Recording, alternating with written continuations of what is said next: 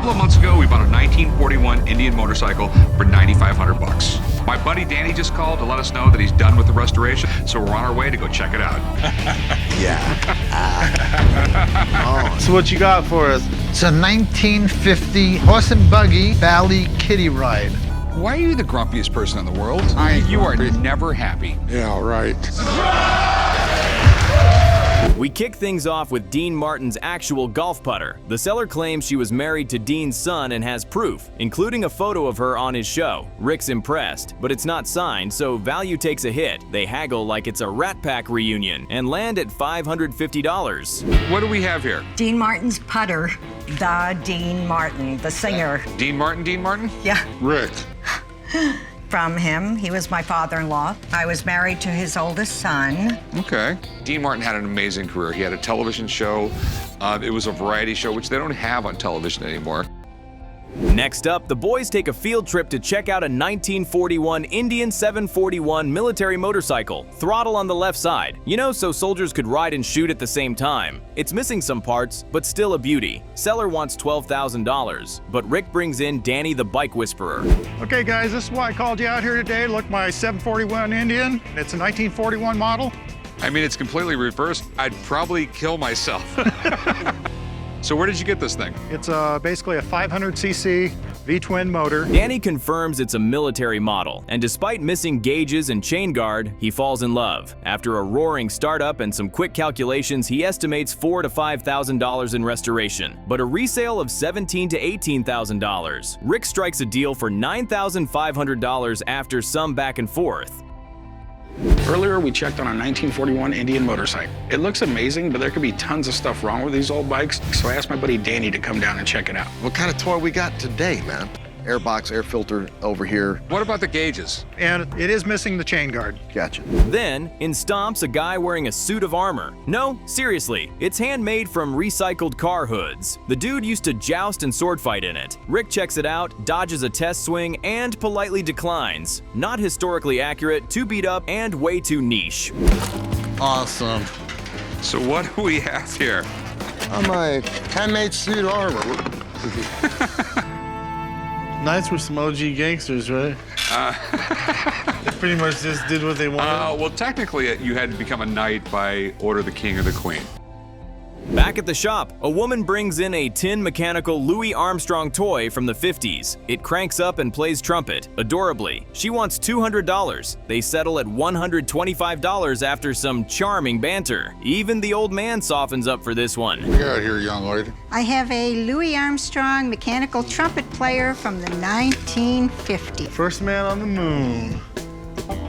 You got to be kidding me. Next, a customer walks in with a Bugs Bunny birthday poster signed by both Friz Freleng and Mel Blanc. Chum is confused about rabbit history, but Rick spots potential. The seller paid $250 and wants more, but authentication is needed before the big bucks come out. What do we have here? It's Bugs Bunny, obviously. It's celebrating Bugs Bunny's 50th birthday. It was signed by Friz Freleng, the animator, and Mel Blanc, the voice.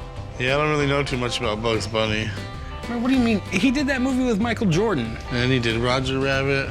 No, that was a different rabbit. You never cease to amaze me. Drew the signature expert arrives, and after dissecting the loops and bass lines, he declares the signature's legit. Estimated retail, $500. Rick offers $250. The seller pushes for $300. They shake hands at $275. Bugs wins again. So I invited my buddy Drew down to come see if the signatures are legit. Drew, what's going on, man? Hey gentlemen, how are you? Bugs Bunny you talked about, right? Yeah. Bugs Bunny came out in 1940, officially. Now Mel Blanc, he's known as the man of 1,000 voices. Time for the big motorcycle reveal. Rick and crew head to Danny's shop, where the Indian bike now looks like it rolled straight out of World War II. Thompson holster, grenade holder, restored gauges, the works. Everyone's jaws drop. Come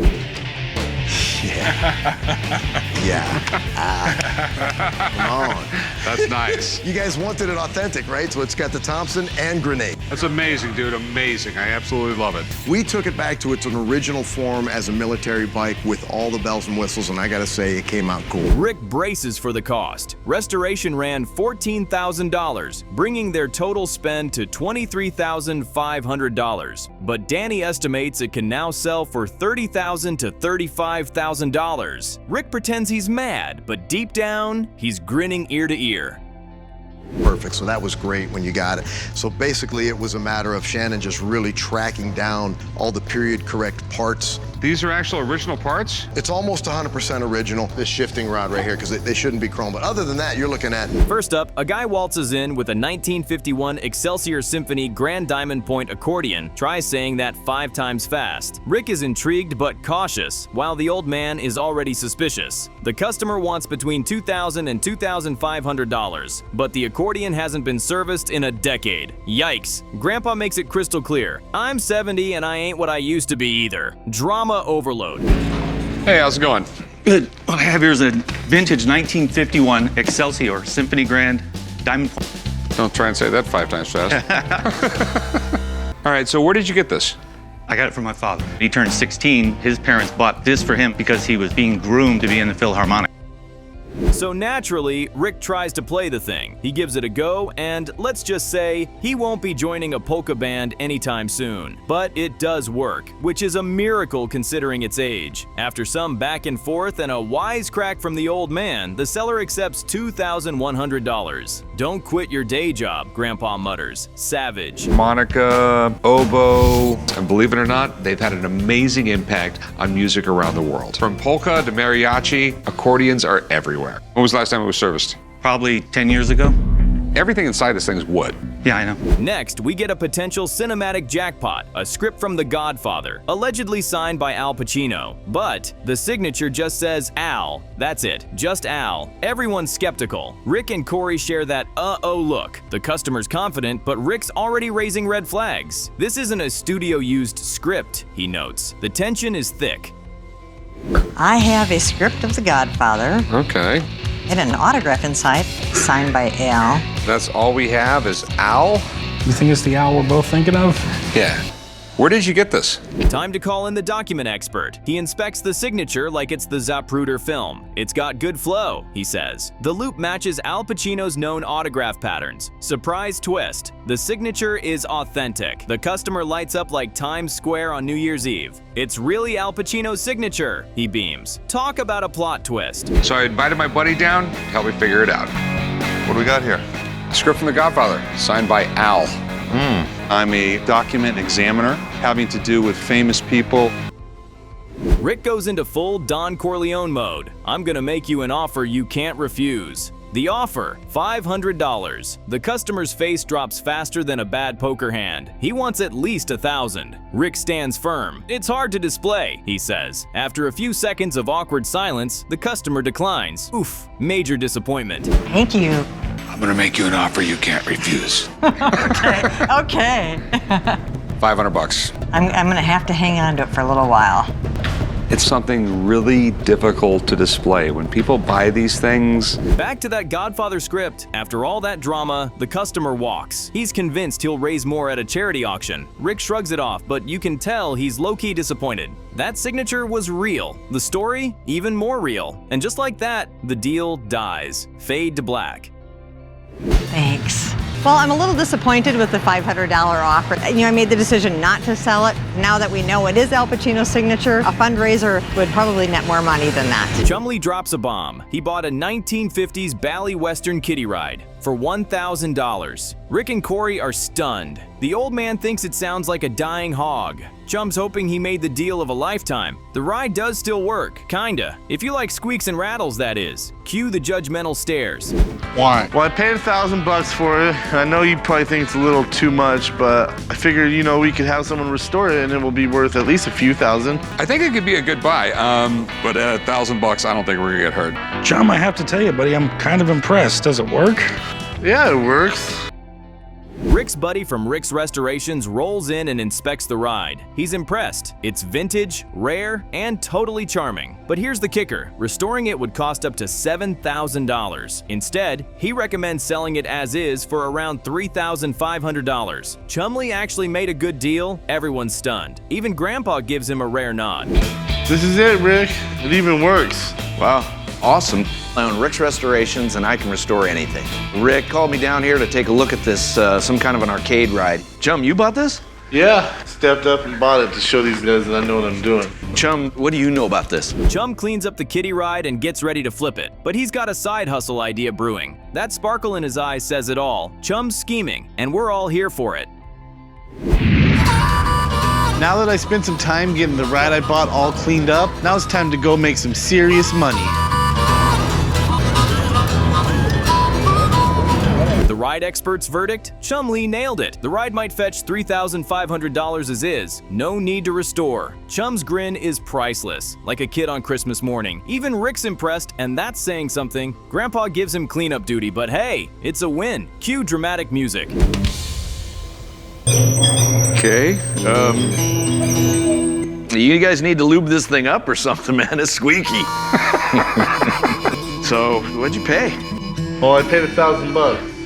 As far as restoring it, A guy strolls in with Cartier bottle caps and a sterling silver opener. Cartier, people, fancy schmancy. Rick's intrigued but cautious. It's luxury, yes, but niche AF. Seller wants $300. Rick laughs and offers $50. After a mild negotiation dance, they settle on $60. Not exactly champagne money, but not bad for forgotten junk. I got them from a storage room in a building I manage. Was fishing through it and found them. Cartier's known for some of the best jewelry in the world, but not only did they make jewelry, they made sterling flatware, they made lighters, just 1,000,001 luxury items. In walks a guy holding what looks like a World War II celestial navigation trainer. But wait, are those pin-up girls? Turns out Ed Link designed this cheeky training tool to help bomber pilots navigate by starlight and stay motivated. Grandpa's take? If it works, do it! Classic. But Corey offers just $30. Seller walks out, dignity intact. Oh, it's you again. What do we got here? I've got a very unique World War II collectible. It's a celestial navigation trainer. Wow, that's a little risque for World War II.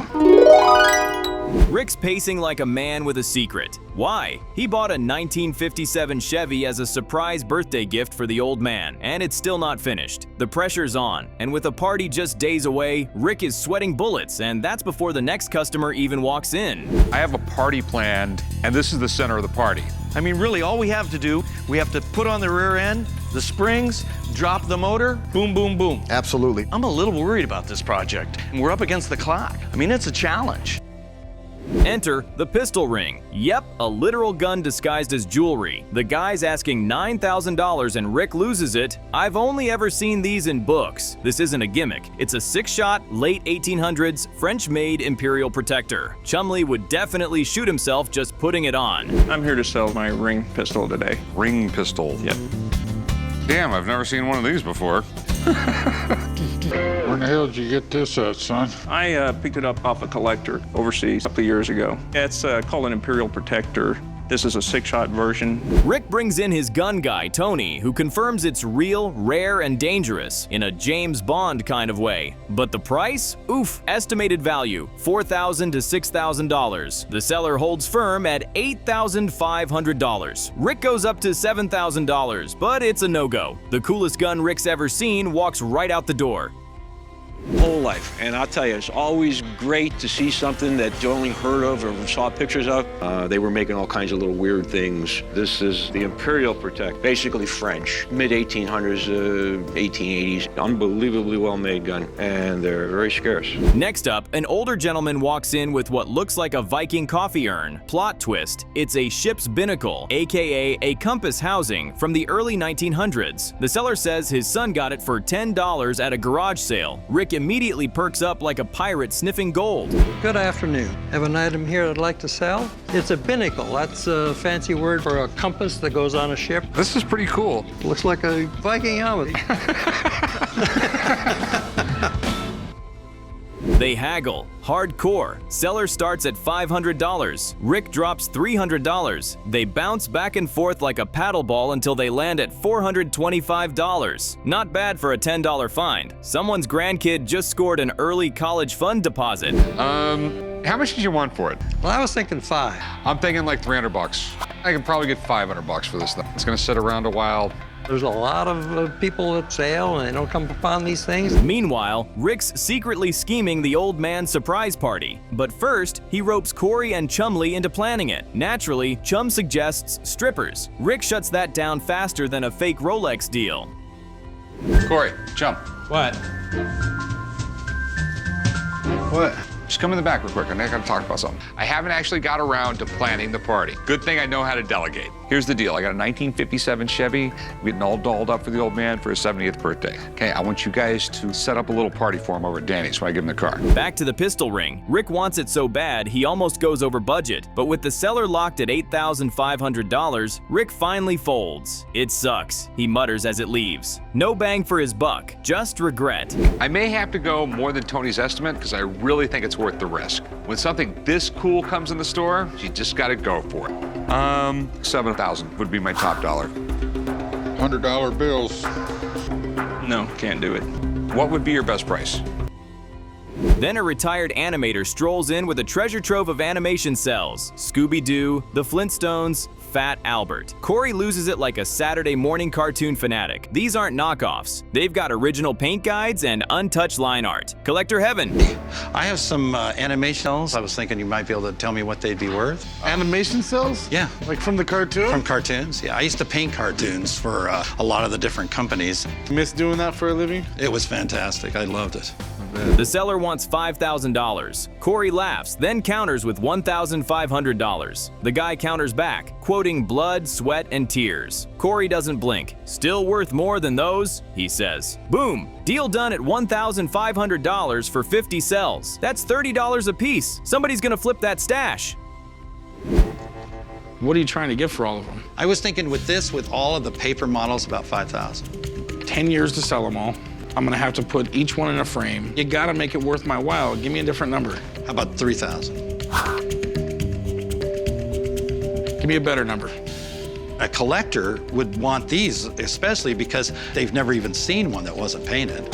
Then enters a man holding a Beatles ticket from the 1966 Shea Stadium show. Rick lights up until he sees the plaque. Turns out 2,400 of these were mass sold via shopping networks in the 80s. So, not exactly rare. The guy deflates faster than a popped Sgt. Pepper balloon. I have a unused Beatles ticket from Shea Stadium, 1966. Did you ever listen to the Beatles? They were a little past my time. Well, they weren't past your time. I mean, they were out in 1961, 62, and you were like 21, 22.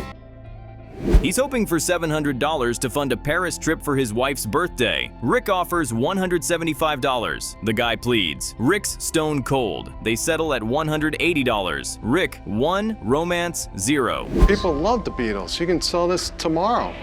Yeah, everyone loves the Beatles. There might be a lot of these tickets out there. How much did you want for it? I'd love to get $700. That's not gonna happen. Finally, it's party time. Rick tricks the old man into visiting Danny's garage, where the surprise awaits. The 1957 Chevy is gleaming, immaculate, pure nostalgia on wheels. The old man nearly cries. "It's the most beautiful thing I ever seen," he says. Day's the day. I just hope it's ready.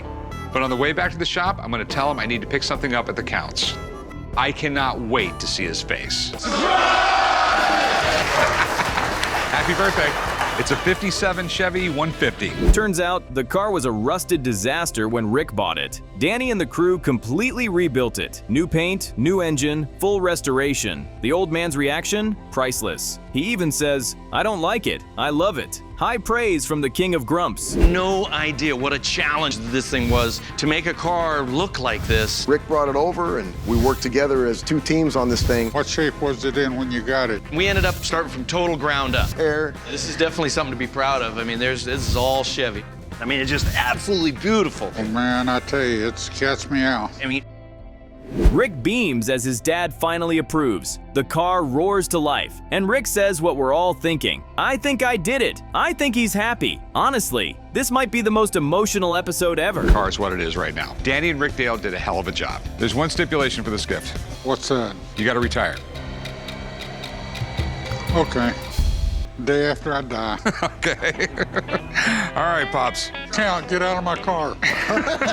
Right off the bat, a customer walks in with what looks like a cane. But surprise, it's also a gun. Rick's eyes light up instantly. It's been 20 years since he's seen one. The guy bought it from someone who needed money for teeth. Yeah, that's already a plot twist. Rick's geeking out over this James Bond meets Civil War piece. What do we got here? Well, I've got an antique cane gun.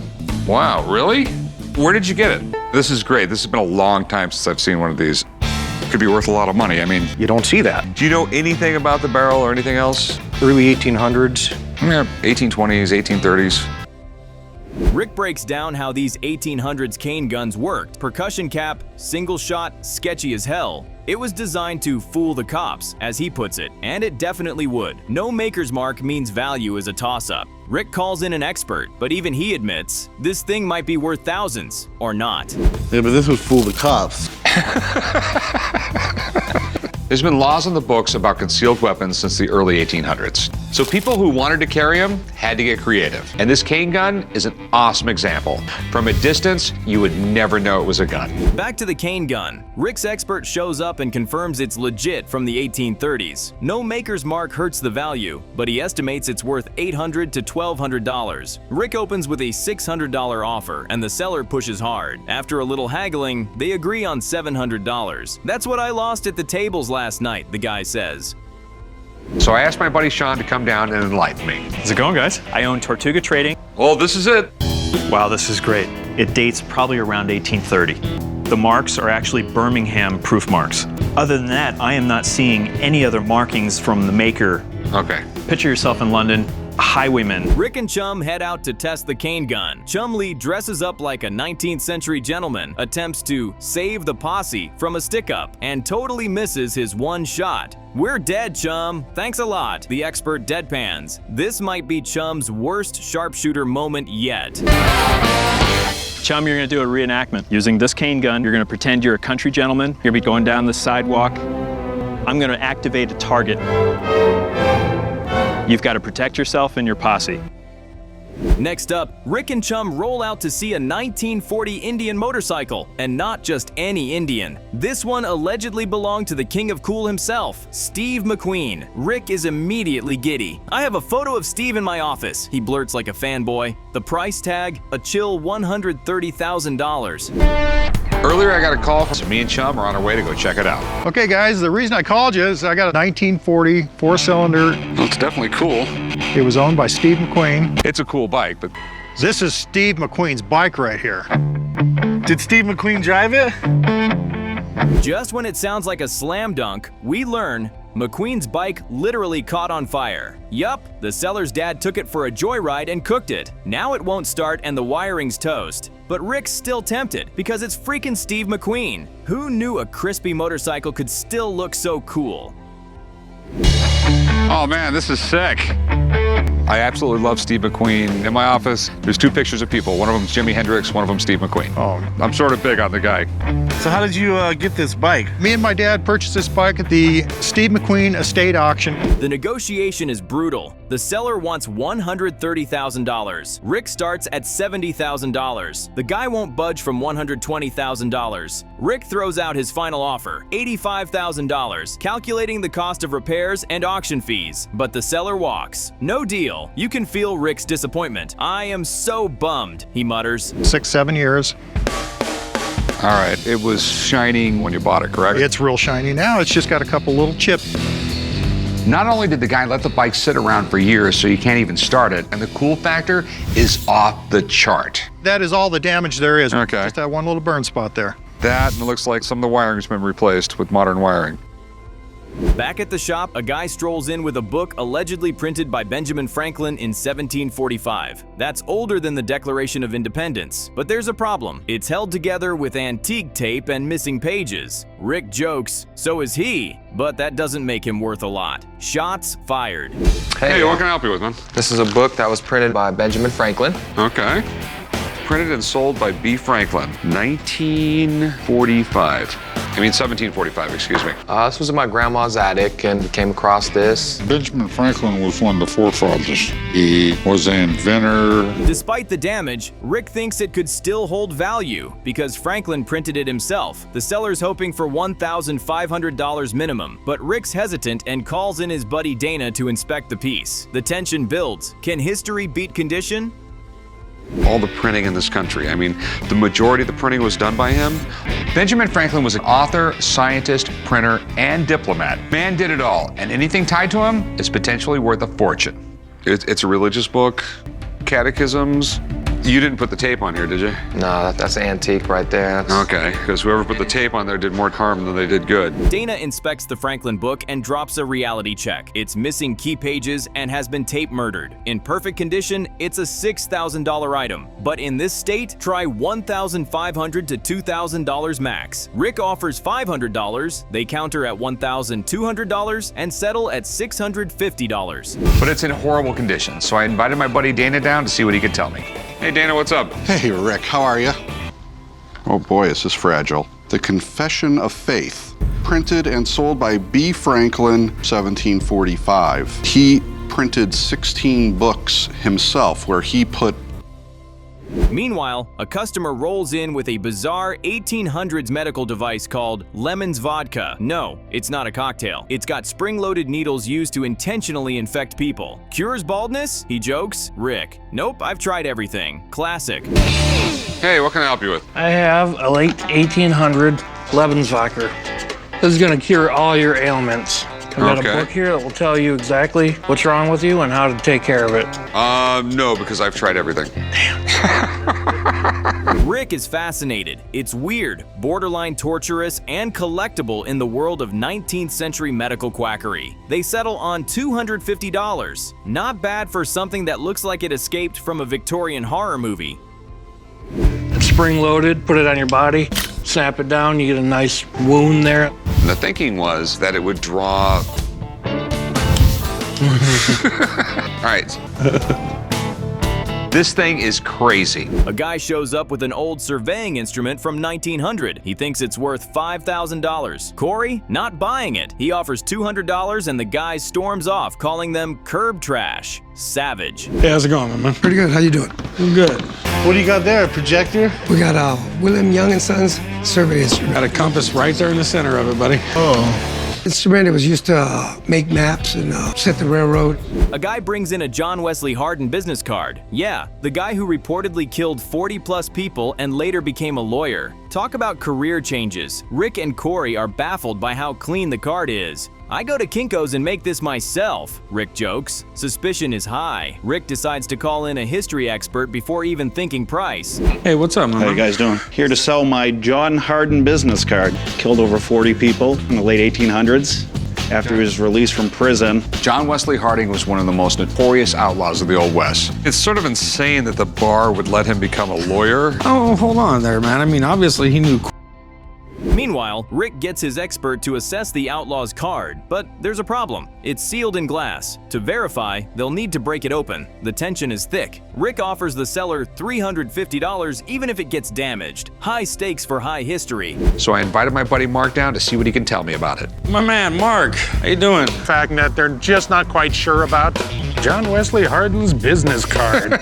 Arguably the fastest Old West gunfighter. He didn't carry his guns down on his hips. He carried them. Cut to Rick and the old man checking out a Shopsmith from the 1950s. A combo saw, drill, lathe, and sander. Chumlee's hyped, Grandpa's nostalgic, and Rick thinks it's junk. Bearings are shot, it's massive, and looks like it's been dragged behind a tractor. Still, the seller wants it gone, and Grandpa offers $50 just to override Rick.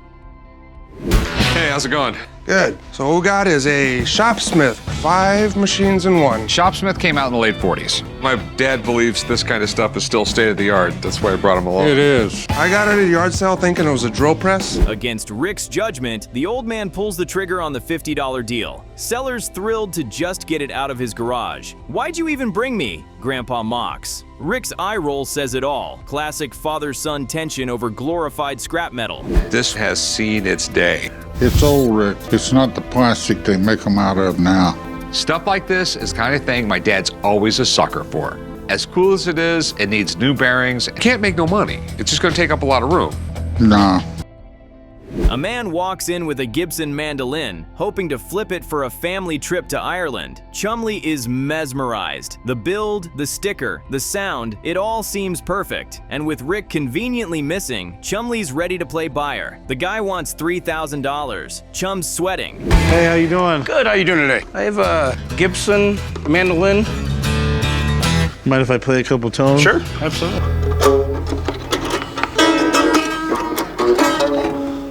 All right, well, let me call my boss over here.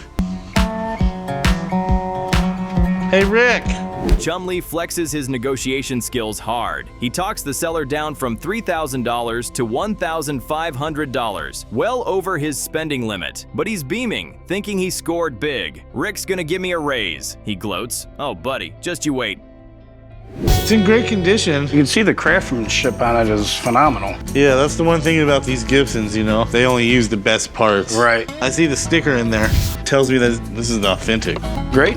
Maybe we can make a deal. My spending limit's like $1,000, but I think this thing might be worth risking a little bit more. Chumlee's nightmare comes true. The expert peels through the mandolin's details and just decimates it. Fake decal, wrong materials, plastic finish, worthless pickguard. Final verdict? Fake as hell. Value? About $100. Chum looks like he just watched his dreams burn in a dumpster. Hey, check out what I brought down today. Gibsons are one of the premier builders of any kind of stringed instrument. The vintage ones are some of the most high-priced. There's a couple things here. The decal, you can see where it was cut out.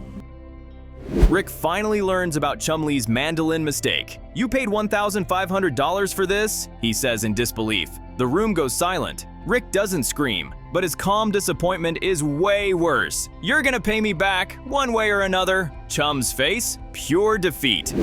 Hey guys. How'd it go, Chumlee? Oh, not so good.